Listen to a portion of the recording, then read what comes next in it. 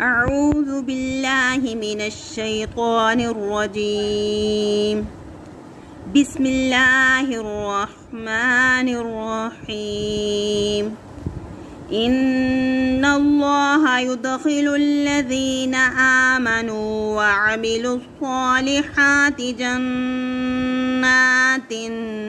تجري من تحتها الأنهار، والذين كفروا يتمتعون ويأكلون كما تأكل الأنعام والنار مثوى لهم.